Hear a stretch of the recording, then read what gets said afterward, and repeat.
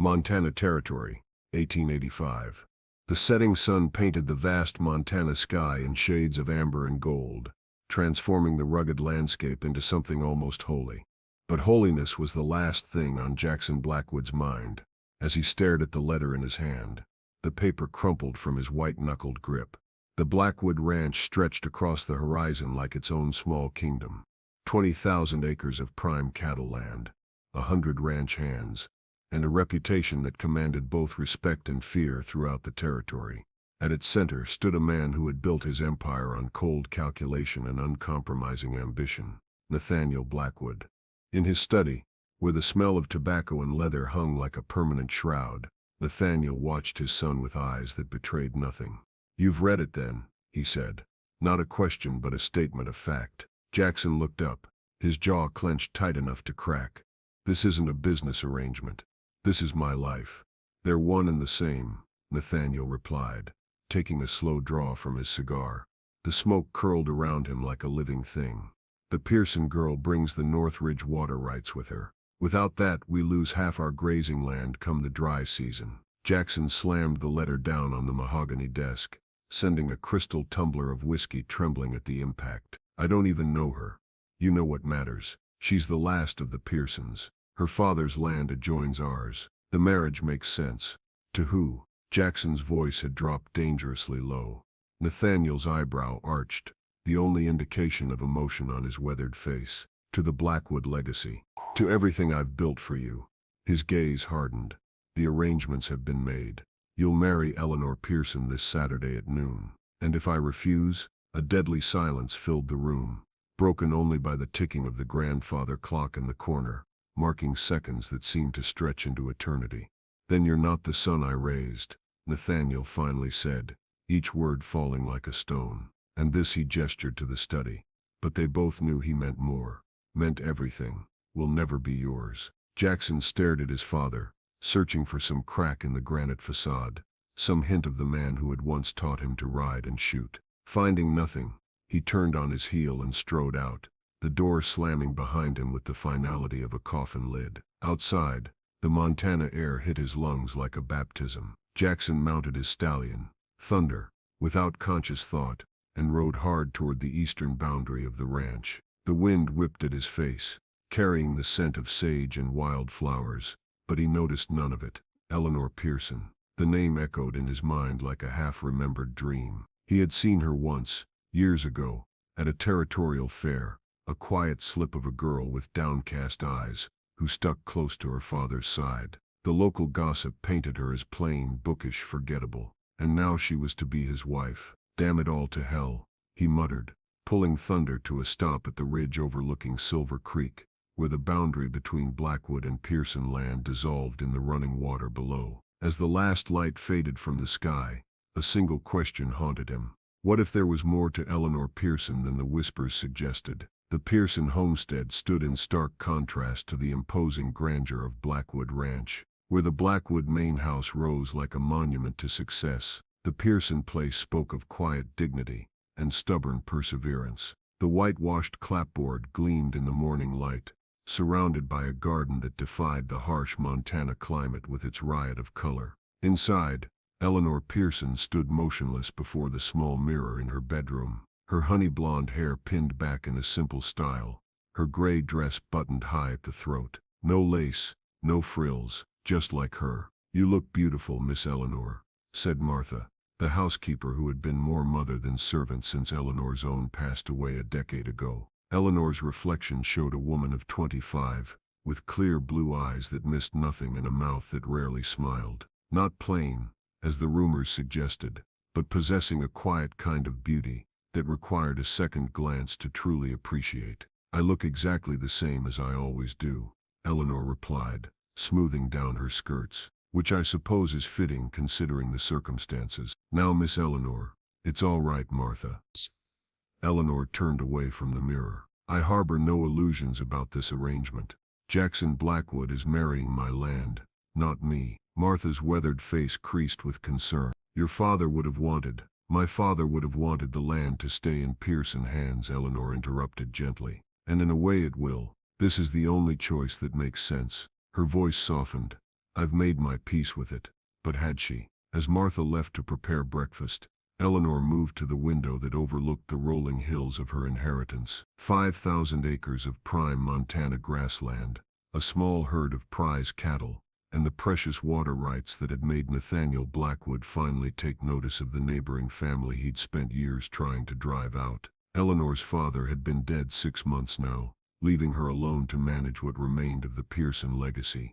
She had done well enough, surprising the local ranchers with her head for business and unflinching determination. But a woman alone in the Montana territory faced odds long enough to make even the most optimistic soul waver. When Nathaniel Blackwood's proposition arrived, marriage to his son in exchange for combining their lands under Blackwood management while ensuring the Pearson name remained on the deed, Eleanor had recognized it for what it was, not a kindness, but the only practical solution. She had never expected love, had never allowed herself that particular dream, and yet as she fingered the simple silver locket at her throat, her mother's, containing a tiny portrait of her parents on their wedding day, Eleanor couldn't quite silence the traitorous whisper in her heart. What would it be like, to be truly seen, to be chosen for herself and not what she owned? Foolishness, she whispered to the empty room. There's no place for that now. The Blackwood Chapel stood like a monument to appearances,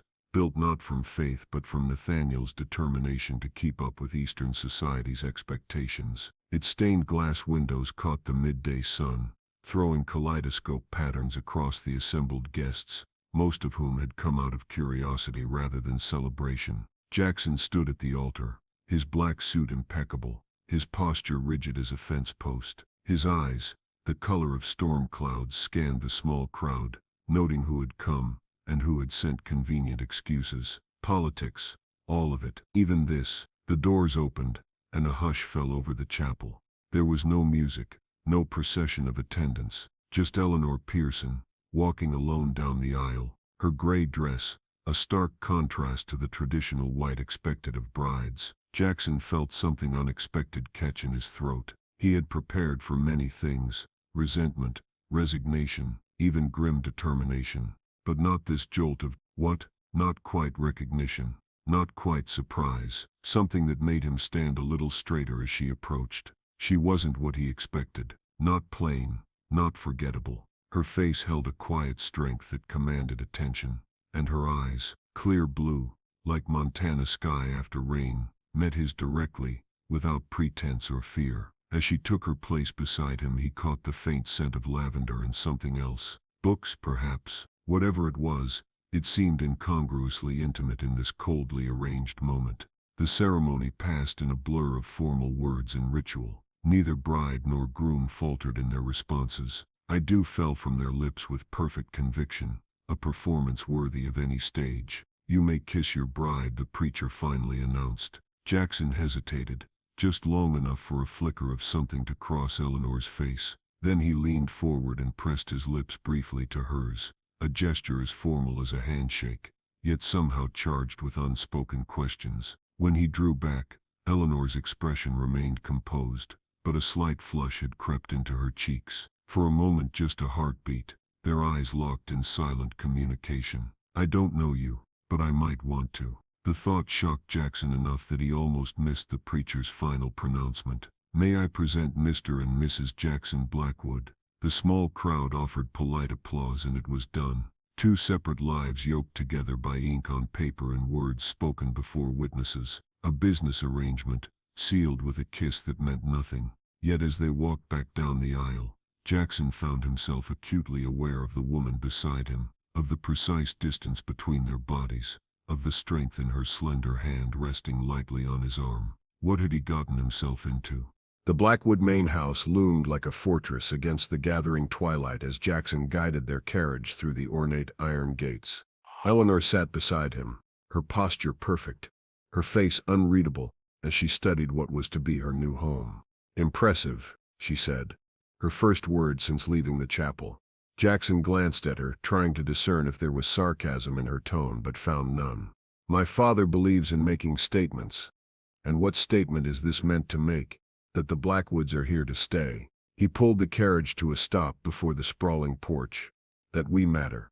Eleanor considered this, her gaze traveling over the imposing facade with its pillars and gabled windows. Does it work? The question caught him off guard. What? Does it make you feel like you matter? Her eyes turned to his, curious rather than judgmental. Jackson stared at her, momentarily at a loss for words. No one had ever asked him such a thing before. It's not about feelings, He finally said, falling back on his father's philosophy. It's about power, respect. I see. She gathered her skirts, preparing to descend.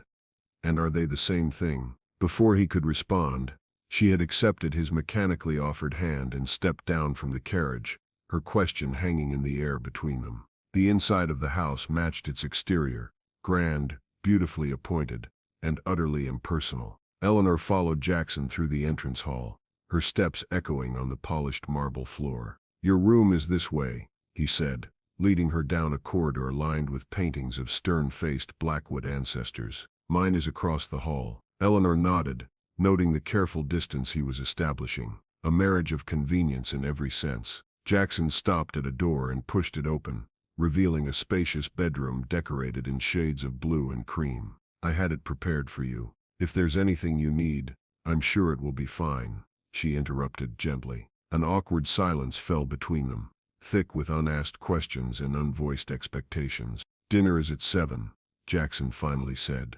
My father will join us. I look forward to it, Eleanor replied, the perfect picture of a proper wife. Only when the door closed behind him did she allow her shoulders to slump slightly. She moved to the window, gazing out at the vast Blackwood holdings now legally tied to her own. In the distance the mountains rose purple against the darkening sky, constant and unchanging despite the human dramas playing out beneath them. So this is how it begins, she whispered to the empty room. Eleanor was no stranger to loneliness, but this was different. To be surrounded by wealth and grandeur, legally bound to a man who saw her as nothing more than a land deed with a pulse. It was a peculiar kind of solitude. She unpacked methodically, arranging her modest belongings in the opulent room. Books on the bedside table, her father's pocket watch on the dresser, a small vase of wildflowers she had gathered that morning from her own garden. The last item gave her pause, bright spots of color that seemed almost rebellious against the carefully coordinated decor. But Eleanor left them there, a tiny reminder of the home and independence she had traded away. As she changed for dinner, she studied her reflection in the ornate mirror. Same face, same eyes, same Eleanor Pearson who had managed a ranch on her own for 6 months. Except now she was Eleanor Blackwood, a name that came with expectations and constraints she was only beginning to understand. One day at a time, she told her reflection firmly. Just like Father always said. With her head held high, she stepped into the corridor, ready to face whatever came next. Dinner at the Blackwood table was an exercise in calculated silence. Nathaniel Blackwood presided at the head, his presence commanding even in the simple act of cutting his steak. Jackson sat to his right, Eleanor to his left, a physical manifestation of the family hierarchy. I trust your accommodations are satisfactory, Mrs. Blackwood. Nathaniel addressed Eleanor, the new name falling from his lips with practiced ease. Very comfortable, thank you, she replied, matching his formal tone. Nathaniel nodded, satisfied with the response if not particularly interested in it.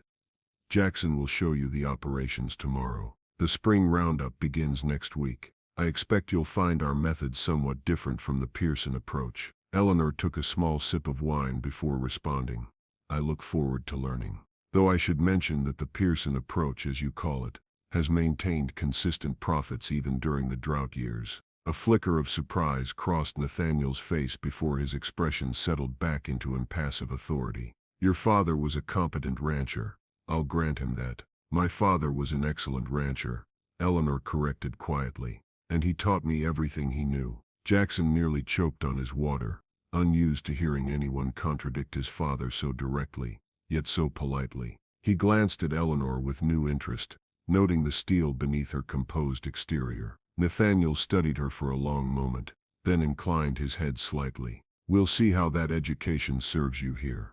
The Blackwood operation is considerably larger. Size isn't everything, Mr. Blackwood, Eleanor remarked, cutting her meat with precise movements. Sometimes it's about how efficiently resources are managed. Jackson couldn't help the small smile that tugged at his lips, quickly hidden behind his napkin. His father, surprisingly, didn't bristle at the implicit criticism. Instead, a gleam of something like respect appeared in his eyes. Indeed, Mrs. Blackwood. Indeed. He turned to business then, discussing cattle prices and breeding plans with Jackson, effectively dismissing Eleanor from the conversation. She didn't attempt to insert herself, content to observe the dynamic between father and son. What she saw troubled her. Jackson's deference, his careful responses calibrated to meet his father's expectations rather than express his own thoughts. It was like watching a skilled rider on a horse too tightly reined. All technical precision, no joy or freedom in the movement. Later, as they prepared to retire for the night, Jackson walked Eleanor to her door, the silence between them somehow both awkward and companionable. "You surprised him," Jackson said finally. "Not many people do that." Eleanor paused at her doorway. "I wasn't trying to. I simply spoke the truth. The truth isn't always welcome at that table.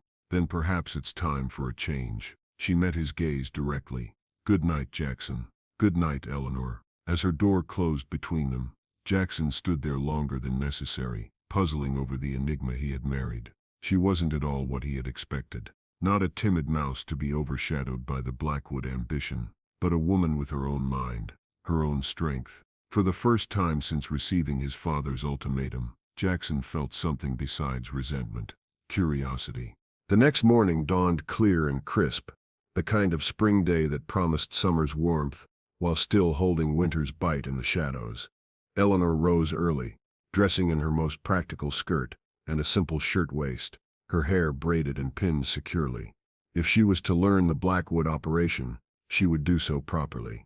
She was surprised to find Jackson already at the breakfast table, nursing a cup of coffee and studying a ledger with furrowed brows. "Good morning," she offered, pouring herself coffee from the silver pot. Jackson looked up, momentarily startled by her presence, as if he'd forgotten their new arrangement. "Morning. Sleep well?" "Well enough." She settled across from him. "What has you so concerned this early?" He hesitated, clearly unaccustomed to discussing business with a wife. But then, this was no ordinary marriage. Discrepancies in the cattle counts from the winter pasture were down more than expected.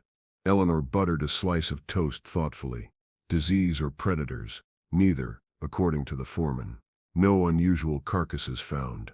He frowned. "Which leaves rustlers, or miscounting," Eleanor suggested. "The Pearson South Range borders your winter pasture. We had a number of strays cross over this season, about 30 head, if I recall correctly." Jackson's eyebrows rose. "You have our cattle?" "Had," she corrected. "I sent word to your foreman last month. When no one came to claim them, I had them driven back to what I assumed was their proper range." Harding never mentioned it. "Perhaps you should ask him why." Eleanor sipped her coffee, watching Jackson over the rim of her cup. He studied her with new appreciation. "You keep track of the strays personally." "I keep track of everything personally, Jackson. It's the only way to run a successful ranch." A grudging respect flickered in his eyes. "My father wouldn't agree. He believes in delegation." "There's a difference between delegation and abdication." Eleanor set down her cup. "But then we likely learned ranching under very different circumstances." Before Jackson could respond, the ranch foreman, Harding, appeared at the door, hat in hand. "Mornin', Mr. Blackwood, ma'am." He nodded to Eleanor, his expression revealing nothing of his thoughts about the new Mrs. Blackwood. "Harding." Jackson's tone had shifted, becoming more authoritative. "Mrs. Blackwood tells me she returned about 30 head of our cattle that strayed onto Pearson land last month. You neglected to mention that." Harding's weathered face remained impassive. "Must have slipped my mind, sir. Been busy with the spring preparations. Too busy to account for 30 head of prime Blackwood beef." Jackson's voice had a dangerous edge now. Eleanor interrupted smoothly. "Perhaps Mr. Harding could show us both the winter pasture today. I'd be interested to see how it compares to the Pearson approach." Her diplomatic intervention diffused the tension, though Jackson's sharp glance told her he recognized the maneuver. "Fine idea," he agreed, after a moment. "Have the horses saddled, Harding. We'll leave in 20 minutes. As the foreman departed, Jackson turned to Eleanor with a quizzical expression. "You didn't have to protect him." "I wasn't protecting him. she replied, rising from the table. I was protecting the rhythm of the day. There will be time enough to address discrepancies once we've seen the full operation. She paused at the doorway. Besides, a wise rancher never makes accusations without gathering all the facts first. Jackson watched her leave, struck by the practical wisdom in her words. Wisdom his father, for all his business acumen, often lacked in favor of swift judgment. Nathaniel Blackwood ruled by fear and respect, not by understanding. For the first time, Jackson wondered if there might be another way to lead. The Montana landscape unfurled before them like a living canvas, rolling hills of spring green, still snow-capped mountains in the distance, the occasional cluster of cattle grazing peacefully under a vast blue sky. Eleanor rode confidently beside Jackson, her posture easy in the saddle, her eyes constantly scanning their surroundings. Your seat is excellent, Jackson observed as they crested a hill overlooking a lush valley. Most Eastern ladies I've met ride, as though they're afraid the horse might remember it's an animal. A small smile touched Eleanor's lips. I'm hardly an Eastern lady. I was riding before I could walk properly. My father believed a rancher who couldn't ride was like a fish who couldn't swim. Your father sounds like an interesting man. He was. A shadow of grief crossed her face, quickly mastered. Stubborn as the day is long but fair. He taught me to respect the land, the animals and the people who work them. She glanced at Harding, who rode several paces ahead. He also taught me that loyalty goes both ways. You earn it by giving it. Jackson considered this, so different from his father's philosophy of commanding loyalty through power and consequence. And did that approach work for him? We never had a hand quit in 15 years, Eleanor replied simply. Even when larger spreads offered better wages. The implications of this hung in the air between them, as they descended into the valley where hundreds of Blackwood cattle grazed. Harding pointed out various features of the winter pasture, the sheltered areas where the herd gathered during storms, the creek that never quite froze, the salt licks strategically placed to keep the animals from wandering. Eleanor listened attentively, asking questions that revealed her deep understanding of cattle management. Gradually, Harding's initial wariness gave way to something approaching respect as he recognized a fellow expert rather than a decorative wife to be humored. As they rode along the creek, Eleanor spotted something that made her rein her horse to a stop. What's that? Jackson followed her gaze to what appeared to be fresh-cut branches piled near the water's edge. Looks like someone cleared some brush, in that particular pattern. Eleanor was already dismounting, handing her reins to a surprised Jackson before picking her way carefully to the suspicious arrangement. Harding shifted uncomfortably in his saddle. Probably just debris from the spring runoff, ma'am. Nothing to concern yourself with. But Eleanor was already kneeling, examining the ground around the branches. This was deliberately placed, she said, looking up at Jackson with sharp eyes. And recently, Jackson dismounted, joining her by the creek bank. What are you thinking? I'm thinking someone wanted to change the flow of this creek. She pointed to subtle markings in the mud. See how the water's being diverted, just enough to create a shallow crossing about 50 yards downstream. Understanding dawned on Jackson's face. A cattle crossing, easily dismantled after use. Exactly. Eleanor stood brushing dirt from her skirts. Your rustlers aren't miscounted strays, Jackson. They're being deliberately driven off your land. Jackson turned to Harding, whose face had gone carefully blank. Did you know about this? The foreman's silence was answer enough. How long? Jackson's voice was deadly quiet. Harding straightened in his saddle. Mr. Blackwood, your father, he has arrangements, keeps the peace with certain elements that might otherwise cause trouble. Arrangements, Jackson repeated, the word tasting bitter on his tongue. You mean my father allows rustling on our land? He allows a certain amount of redistribution, Harding replied carefully, to folks who might otherwise be inclined to more destructive activities. Been that way for years. The revelation hit Jackson like a physical blow. All his father's lectures about protecting the Blackwood legacy, about making hard decisions for the greater good, and all the while, he'd been sacrificing their stock in a devil's bargain with thieves. Eleanor watched the play of emotions across Jackson's face. Shock, betrayal, anger. She stepped closer, not touching him, but offering her presence as anchor in the storm. Who? Jackson finally asked, his voice rough with controlled fury. Harding hesitated. Tell me who's behind this, or you can ride back to the main house and pack your things. Jackson snapped. The Mackenzie outfit, Harding finally said. They take about 20 head a month, less in winter, more come spring. Your father, he says it keeps them from burning barns or poisoning wells. Eleanor's eyes widened slightly. The Mackenzies were notorious throughout the territory, a loosely organized clan with fingers in everything from protection rackets to corrupt politics. More than one rancher had gone mysteriously bankrupt after crossing them. And this has been happening all along, Jackson said. The question not really a question at all. Harding nodded slowly. Since before your time, Mr. Blackwood. Jackson stood silent for a long moment, staring at the diverted creek, as if it represented every lie his father had ever told him. When he finally spoke, his voice was calmer, but with an undercurrent of steel that Eleanor hadn't heard before. Ride back and tell my father I want to see him, alone, then pack your things. Mr. Blackwood, you're done here, Harding. You've been lying to me while stealing from my family. Your father's orders. I'm not my father. Jackson's gaze was unflinching. And this is my land now. As Harding rode away, the slump in his shoulders betraying his resignation, Eleanor studied her husband with new eyes. This wasn't the carefully controlled man who had stood beside her at the altar, nor the deferential son she had observed at dinner. This was someone else entirely, someone with his own moral compass, now discovering it might not align with his father's. What will you do? She asked quietly. Jackson turned to her, seeming almost surprised to find her still there. I don't know yet, but I won't keep paying protection money disguised as stolen cattle. The Mackenzies are dangerous, Eleanor cautioned. Your father might have had reasons.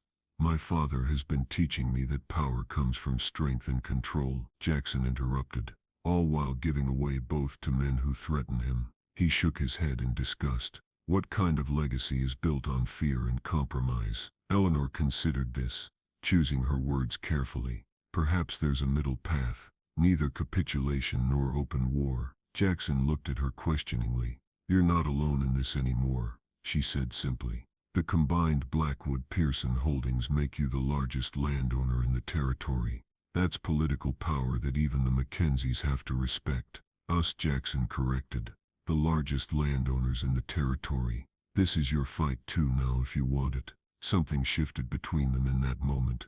A recognition of partnership beyond the paper that bound them. An alliance of choice rather than necessity. Eleanor nodded once, decisively. Then let's fight it together. But first I think you need to have a conversation with your father. As they mounted their horses to return to the main house, the distance between them seemed somehow less vast than it had been that morning. Not quite intimacy, not yet trust, but the beginning of something that might with care grow into both. The confrontation between father and son shook the Blackwood house to its foundations. Eleanor didn't witness it directly. She had retreated to her room when Nathaniel stormed in, his face thunderous at being summoned like a common hand, but the raised voices carried through the thick walls nonetheless. Fragments reached her as she sat by the window, pretending to read, "Decades of peace, compromising our principles, the way things are done." And then Jackson's voice, clearer than she'd ever heard it. "Not anymore. Not while I have anything to say about it." The slamming of doors, heavy footsteps in the corridor, and then silence. Eleanor waited, unsure of her place in this family drama. She was both insider and outsider, legally a Blackwood now, but still learning the currents and riptides of their relationships. A soft knock at her door roused her from contemplation. She opened it to find Jackson standing there, his face drawn with emotion, but his eyes clearer than she'd yet seen them. "Walk with me," he asked, his voice rough. She nodded, gathering her shawl against the cooling evening air. They walked in silence through the manicured gardens behind the main house, past the point where cultivation gave way to the natural beauty of the Montana wilderness. Only when they reached a small rise overlooking both the Blackwood and former Pearson lands did Jackson finally speak. He knew. His voice was flat. Not just about the cattle, everything. The Mackenzies have been bleeding this ranch for 20 years, and he's let them because he's afraid. Eleanor listened, allowing him the space to work through his thoughts. All those lectures about strength and power, Jackson continued, disgust evident in his tone, all while he was paying tribute like some medieval vassal. Fear makes people act against their principles, Eleanor said quietly. It's not weakness so much as human nature. Jackson looked at her sharply. Are you defending him? No, I'm trying to understand him. She met his gaze steadily. Your father built something remarkable here. Perhaps he thought the price was worth paying to protect it. By teaching his son to respect strength while practicing weakness, Jackson laughed bitterly. What a legacy.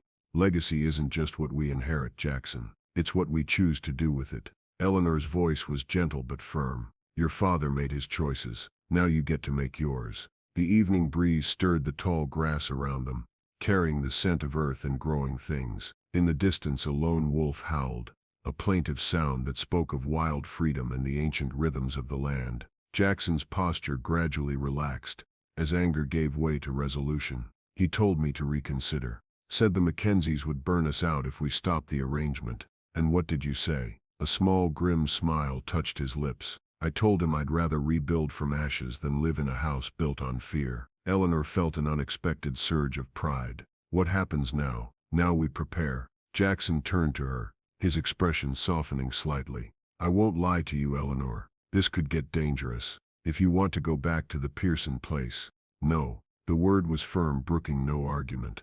We're partners in this, remember. Besides, she added with a hint of humor, I have quite a lot invested in Blackwood Ranch now. Jackson studied her face in the fading light, seeing perhaps for the first time not just her beauty but her strength, her intelligence, her unwavering courage. Why did you agree to this marriage? He asked suddenly. The truth. Eleanor considered the question, weighing honesty against pride. Survival, she finally said. After my father died, I managed well enough, but a woman alone. The bank was making noises about calling in loans. The neighboring ranchers were circling like vultures. Your father's offer meant I could keep my land, if not my independence. And now that you know what you've married into. Her blue eyes held his clear and direct. Now I think perhaps we might build something better than either of us could alone. It wasn't a declaration of love. It wasn't even really a declaration of friendship. But in that moment it was enough. A foundation of honesty on which something true might grow. Jackson nodded, accepting her answer. As the first stars appeared in the darkening sky, they stood together on the hillside, two people bound by circumstance but just beginning, to choose each other. Fire has always been both destroyer and purifier in the West, a force that ravages and renews in equal measure. In the dry heat of a Montana summer, it becomes an ever-present threat, a whispered possibility in every spark and ember. The attack, when it came, wasn't entirely unexpected. Jackson had refused the Mackenzies' collector when he came for the monthly tribute, sending him back with a message that the arrangement was over. Eleanor had helped prepare for the likely retaliation, working with Jackson to organize the ranch hands into patrol groups, storing extra water barrels at strategic points, keeping horses saddled and ready. But preparation is one thing, reality another entirely. The fire started just after midnight, when the darkness was deepest, not at the main house, where it would have been quickly spotted, but at the farthest edge of the grazing land, where the dry summer grass would carry flames faster than a galloping horse. Eleanor woke to the smell of smoke before the alarm bells began ringing. She was dressed and down the stairs before Jackson reached her door, meeting him in the main hall. East Range, he said tersely, buckling on his gun belt. Mackenzie's, almost certainly. Eleanor was already moving toward the kitchen, where she'd stored bandages and burned salve in anticipation of this moment. The men, mounting up now, he hesitated, clearly torn between asking her to stay safe and recognizing her right to fight for her land too. Eleanor made the decision for him, grabbing her riding coat from the hook by the door. I'll bring the medical supplies. The North Creek bed should create a natural firebreak if we can get the cattle moving in that direction. Jackson nodded, accepting her choice without argument.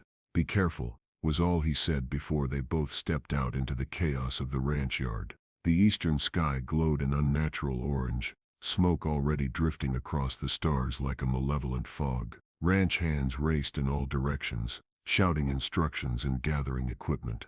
Horses whinnied nervously, sensing the danger in the air. Eleanor mounted her mare with practiced ease, securing the medical supplies behind her saddle. Jackson swung up onto Thunder beside her, his face grim in the torchlight. "Stay close to Ramon," he instructed, nodding toward his most trusted hand. "If things get too dangerous, I know when to retreat," Eleanor assured him. "But those cattle are as much mine as yours now. I won't abandon them." Something flickered in Jackson's eyes, respect, concern, and something deeper that neither of them was ready to name. He nodded once, then signaled to the assembled men. "Let's ride." The thundering of hooves filled the night as they galloped toward the growing inferno, each rider knowing their role in the desperate battle ahead. Mia's fire has its own voice, a hungry roar that devours everything in its path. As they crested the ridge overlooking the East Range, the full magnitude of the disaster revealed itself. A wall of flame, taller than a man on horseback, swept across the grassland, driven by the relentless summer wind. "Dear God," someone whispered behind Eleanor.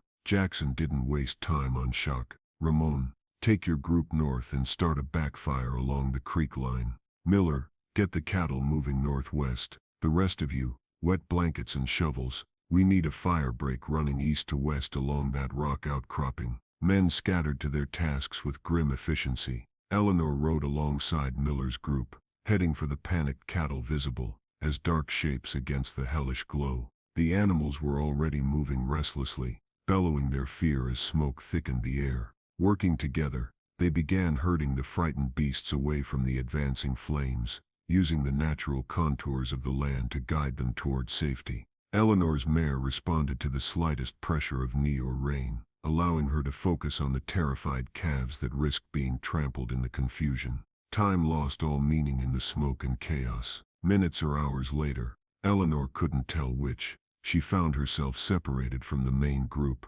driving a small clutch of strays toward the creek. The fire had jumped one of the hastily constructed breaks, creating a new front that curved around like a demon's arm, reaching for the fleeing cattle. Through the smoke, she glimpsed movement that didn't match the patterns of flame or frightened livestock. Human figures on horseback, silhouetted against the fire. Not Blackwood men, watching, waiting. The Mackenzies, come to witness their handiwork. Eleanor's blood ran cold, then hot with fury. Without conscious thought, she turned her mare toward them, only to be cut off by Jackson appearing suddenly through the smoke. "Eleanor," his voice barely carried over the roar of the fire. "Get to the creek, now. They're here," she shouted back, pointing toward the distant riders. "The Mackenzies." Jackson's head snapped around, following her gesture, his expression hardening as he spotted the observers. For a moment, she thought he might charge them, a single man against whatever forces they had brought. Instead, he turned back to her. "The cattle first. We'll deal with them later." It was the right decision, the logical choice, but the restraint it required showed in every tense line of his body. Eleanor nodded, turning back to the task at hand. Together, they drove the remaining strays toward safety, working in seamless coordination, despite having never herded together before. By dawn, the worst was over. The fire had consumed nearly 1,000 acres of prime grazing land, but the backfires and natural barriers had finally contained its spread. The majority of the herd had been saved, though several dozen animals lay dead or severely injured, caught by the flames or lost in the panic. Eleanor worked tirelessly, treating burns on both men and beasts with her carefully prepared salves. Her dress was torn and scorched, her face streaked with soot, but her hands remained steady as she bandaged and soothed. She found Jackson by the creek, washing smoke and ash from his face in the clear water. He looked up as she approached, his expression softening at the sight of her. "You're hurt," she said, noticing the angry red burn along his forearm where his shirt had caught fire. "It's nothing." "It's not nothing," she contradicted, kneeling beside him and removing a jar of salve from her pocket. "Give me your arm." Too exhausted to argue, he complied, wincing slightly as her cool fingers applied the medicine to his blistered skin. "You were magnificent out there," he said quietly. Eleanor's hands paused briefly before resuming their gentle work. "I did what needed doing, same as you. Not everyone would have." His eyes, red-rimmed from smoke but intensely blue in the morning light, held hers. "You could have stayed at the house, been safe." "This is my home now," she said simply. My land. My responsibility. She finished bandaging his arm and sat back on her heels. Besides, I'm beginning to think that nowhere is truly safe until the Mackenzies are dealt with. Jackson's expression darkened. They were watching, enjoying the show. I know. Eleanor looked out over the blackened landscape, where tendrils of smoke still rose from smoldering patches. This was a warning. Next time will be worse. There won't be a next time, Jackson said, his voice hard with resolve. I'm ending this. Fear and determination warred within Eleanor's heart. How? I don't know yet. He ran his uninjured hand through his ash-streaked hair. But I will not live under their shadow any longer. I will not be my father. In that moment, filthy and exhausted as they both were, Eleanor felt something shift between them, a deepening of the tentative bond that had been forming since their wedding day. This man before her was not the Jackson Blackwood she had agreed to marry, the deferential son, the reluctant bridegroom. This was someone braver, truer to himself, determined to forge his own path. And she, Eleanor realized with a clarity that startled her, wanted to walk that path beside him, not just as a business partner, not just as a convenient ally, but as something more. We will find a way, she said, reaching out to briefly touch his hand. Together. The simple contact lingered between them, a promise more binding than their wedding vows had been. The Mackenzies struck again 3 days later, not with fire this time, but with blood. 2 of the Blackwood Ranch hands were found dead by the western boundary, their bodies left as a message, pay or suffer. That night, Jackson called a meeting of every man on the ranch, laying out the situation with brutal honesty. The Mackenzies have been bleeding this ranch for years, he told the assembled hands, standing tall in the bunkhouse despite his exhaustion. My father paid them protection money disguised as stolen cattle. I've stopped that arrangement, and now they're showing their true colors. Murmurs ran through the crowd. Some of the older hands had suspected as much, while the younger ones looked shocked at the revelation. I won't ask any man to fight my battles, Jackson continued. Anyone who wants to ride out now can do so with my blessing and a month's pay in his pocket. Eleanor, standing quietly at the back of the room, felt a surge of pride at his words. This was leadership, not Nathaniel's rule by fear and manipulation, but something more honest, more worthy of loyalty. Not a single man moved toward the door. Old Pete, who had been with the Blackwoods longer than anyone, stepped forward. Mackenzie's been terrorizing folks in this territory for nigh on 30 years, Mr. Blackwood. About time someone stood up to him. We're with you. A chorus of agreement rose from the men. Jackson nodded, something like hope kindling in his eyes. Then here's what we do. The plan was bold, risky, but built on a simple truth. The Mackenzies' power came from fear and isolation. By standing alone, each rancher became vulnerable.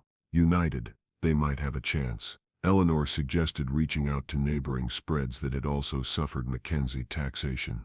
Jackson sent riders with carefully worded messages, calling for a secret council at neutral ground. While they waited for responses, they fortified the ranch, posting guards, moving the remaining herd to more defensible pastures, and preparing for another attack. Each night, Eleanor and Jackson would meet in the study, poring over maps and discussing strategy until exhaustion claimed them. If Nathaniel noticed their growing alliance, he said nothing, retreating further into his bitterness and whiskey. They were reviewing the latest reports when Ramon burst in without knocking, something he would never normally do. Riders coming, he said tersely.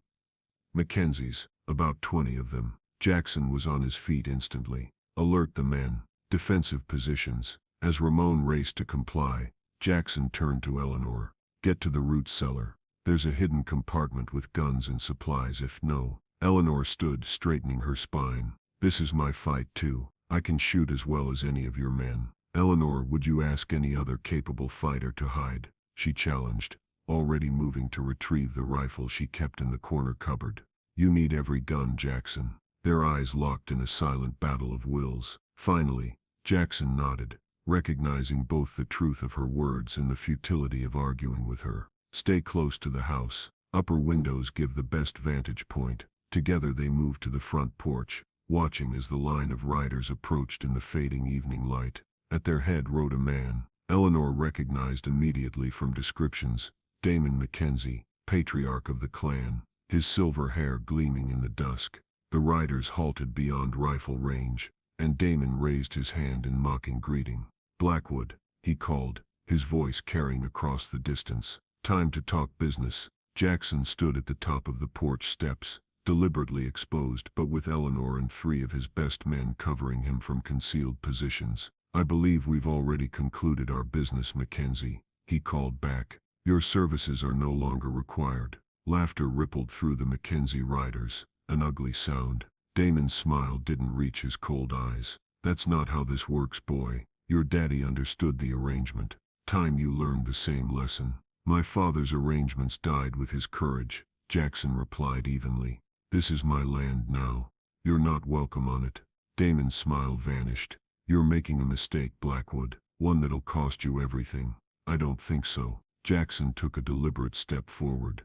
"You see, I've been talking to the Hendersons, the Wilsons, the Pearsons." He gestured to Eleanor, now visible at his shoulder, rifle in hand, and many others. "Turns out none of us much like being bled dry by parasites." A flicker of unease crossed Damon's weathered face. Big talk from a man surrounded.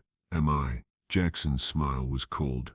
"Look around you, Mackenzie." As if on cue, riders appeared on the ridgelines surrounding the valley. Dozens of them, representing every spread in the territory that had suffered under Mackenzie extortion. They had answered Jackson's call, coming together against a common enemy, united by his vision of a territory free from fear. Damon's face darkened with fury as he realized the trap.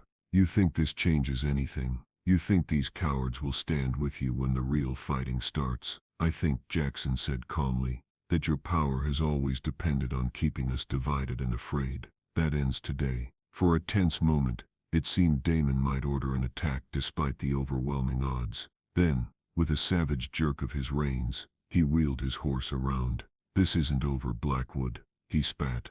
"Not by a long shot." "On that we agree," Jackson replied. "But when it ends, it won't be on your terms." The Mackenzies rode away, defeat in their rigid backs and barely restrained fury. As they disappeared into the gathering darkness, a cheer went up from the assembled ranchers, a sound of triumph and newfound solidarity. Eleanor felt Jackson's hand find hers, squeezing gently in shared victory. They had won the first battle in what promised to be a long war, but in that moment, standing together against a common enemy, something profound had been forged between them, something that went beyond convenience or necessity. Later, as they hosted the neighboring ranchers in a hastily organized council of war, Eleanor watched Jackson move among their allies, his natural leadership evident in how they listened to him, how they responded to his vision of cooperation and mutual defense. This was a man coming into his own power, not the shadow of his father but something new and better. And for the first time since their wedding day, Eleanor allowed herself to acknowledge the truth she had been avoiding. She was falling in love with her husband.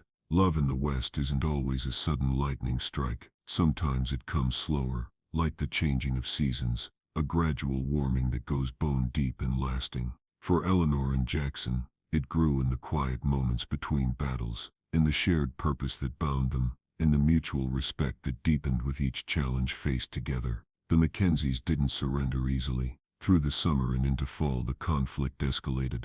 Cattle stampeded, water sources fouled, midnight raids met with increasingly organized resistance. The coalition of ranchers held firm, finding strength in unity, where once there had been only isolated vulnerability. Through it all, Eleanor stood as Jackson's partner and equal, her practical wisdom balancing his decisive action, her calm steadiness a counterpoint to his intensity. They learned each other's strengths and weaknesses, adjusting to accommodate both, becoming something greater together than either could be alone. The shifting nature of their relationship remained largely unspoken, expressed instead in lingering glances, in the casual brush of hands when passing maps or coffee cups, in the way they gravitated toward each other in any room. At night, they still retired to separate bedrooms, but the space between those doors felt increasingly arbitrary, a final boundary neither was quite ready to cross. Until the night Damon Mackenzie himself led an attack on the main house.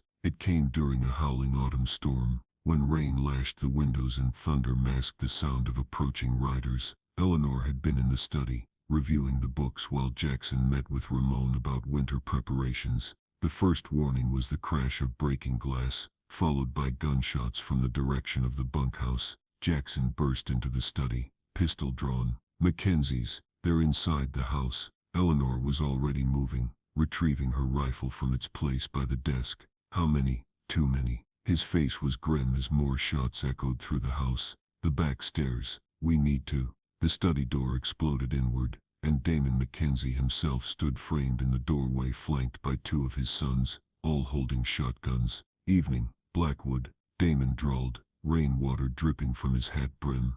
Thought it was time we had a proper conversation. Jackson moved subtly, positioning himself between the intruders and Eleanor. Breaking into a man's home isn't generally how conversations start in civilized company. Damon's laugh was cold. Who said anything about civilized? His gaze flickered to Eleanor. Pretty wife you've got.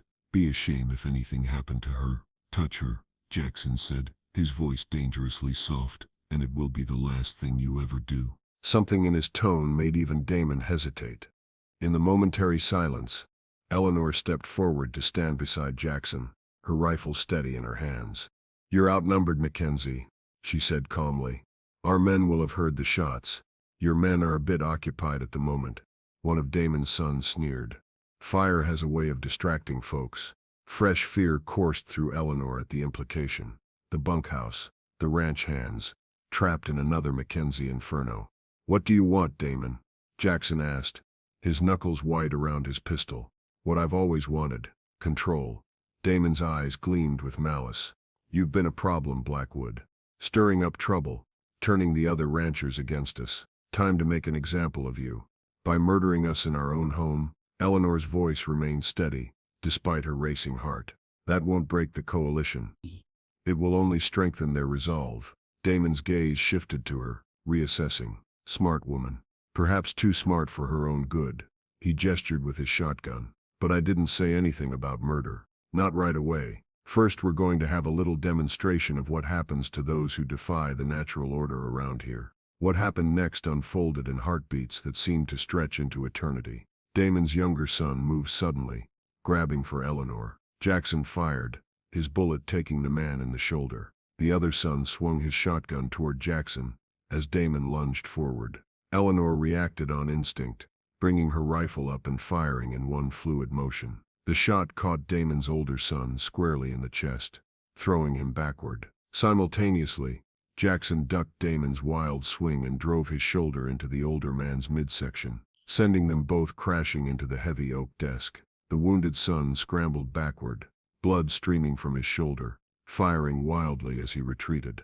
Eleanor felt a searing pain along her arm, as one of his bullets grazed her, but she maintained her grip on the rifle, swinging it toward Damon and Jackson's struggle. Stop, she commanded, her finger steady on the trigger, or the next one goes through your head.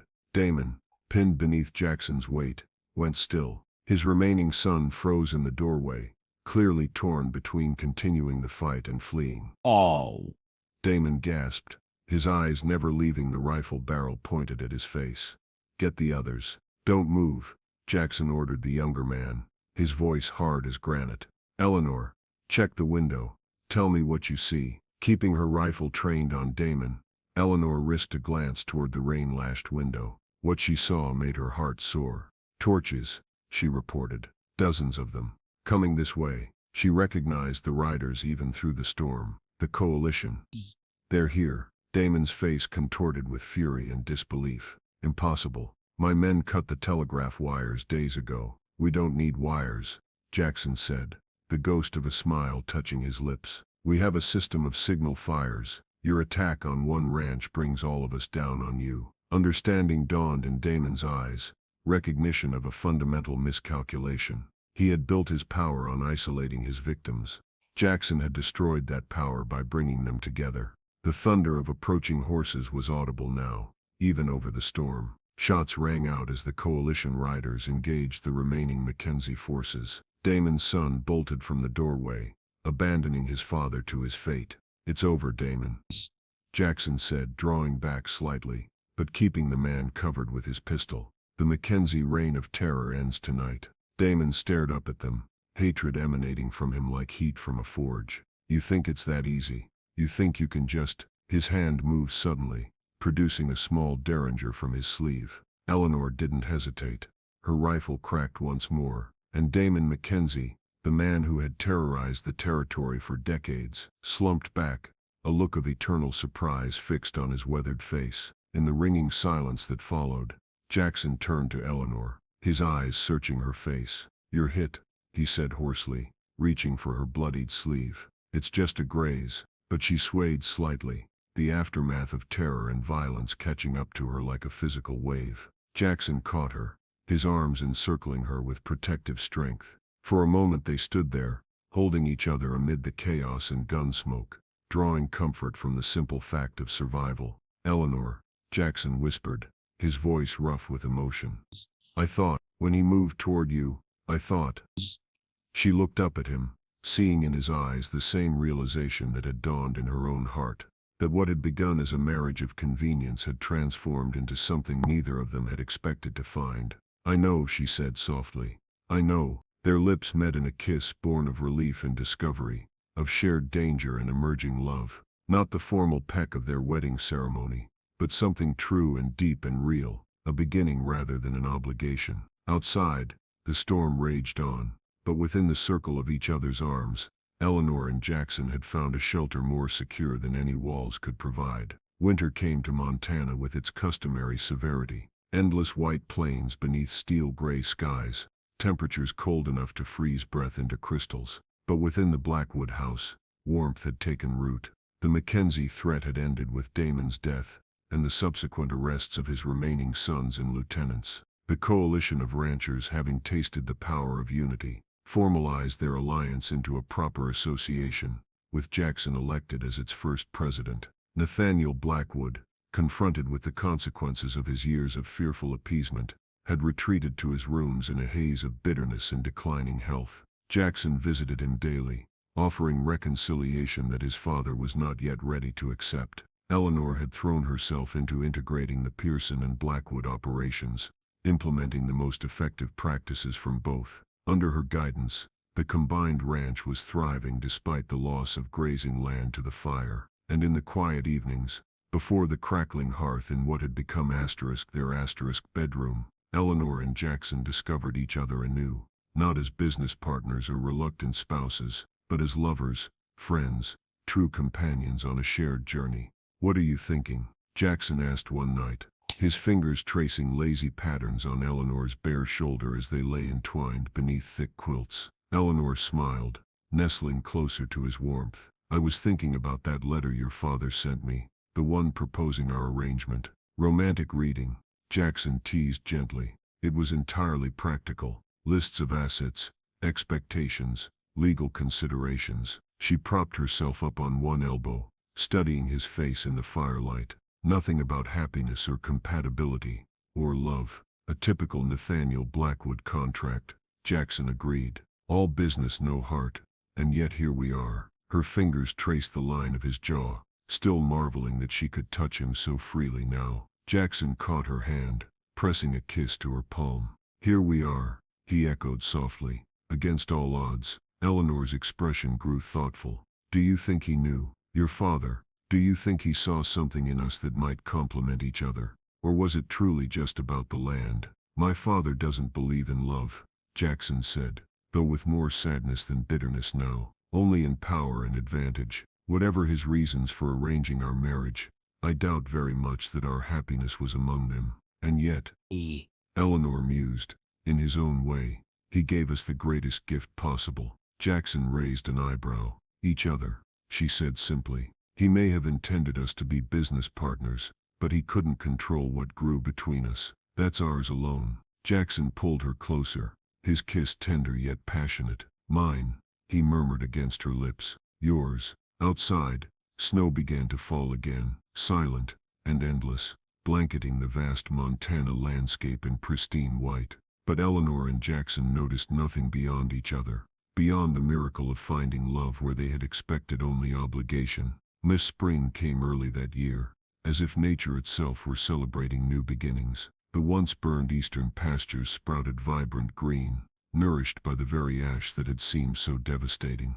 Calving season brought new life to the herds, and the Blackwood Pearson Ranch established itself as the territory's most prosperous operation. On a perfect May morning, exactly 1 year after their wedding day, Jackson and Eleanor stood together on the hillside, where they had once discussed legacy and fear in the aftermath of discovering his father's secret arrangement with the Mackenzies. "Hard to believe it's been only a year," Eleanor said, gazing out over their combined lands now peacefully thriving. "So much has changed." Jackson's arm tightened around her waist. "For the better, I'd say." "Your father would disagree." Nathaniel had finally departed for a specialist in Denver, his health continuing to decline despite the ranch's prosperity. "My father is still learning that power built on fear is no power at all," Jackson replied. "Real strength comes from connection, from trust." He turned to face her fully, his eyes warm with love. "From partnership." Eleanor smiled, leaning into his embrace. "Is that what we have? A partnership?" "We have something far rarer," he murmured, his lips brushing her forehead. "We have a love that wasn't planned or expected, one that grew despite everything. Like wildflowers after fire," Eleanor said softly, "finding life where there seemed only destruction." Jackson nodded, a smile playing at his lips, and far more beautiful for being unexpected. They stood together in comfortable silence, watching as a herd of Blackwood cattle grazed peacefully alongside Pearson's stock, the brands no longer signifying division but a united legacy they were building together. "What do you think happens next?" Eleanor asked, her hand finding his. Jackson's fingers intertwined with hers, strong and sure. "I don't know exactly," he admitted, "but whatever comes, we face it together. That's the only certainty I need." Eleanor leaned her head against his shoulder, feeling the steady beat of his heart against her cheek. "Together," she echoed, "from a marriage of convenience to a love of choice." And as the Montana sun warmed the awakening land around them, Jackson and Eleanor Blackwood stood united, not by papers or properties or arrangements,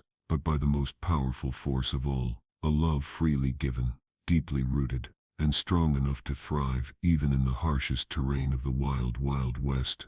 Asterisk, in a world that often values possession over passion and power over partnership, remember that true love grows not from obligation, but from choice, from seeing someone completely and choosing them every day. Sometimes the most beautiful relationships begin in the most unexpected circumstances, when we open our hearts to possibilities beyond what we thought we wanted. Asterisk.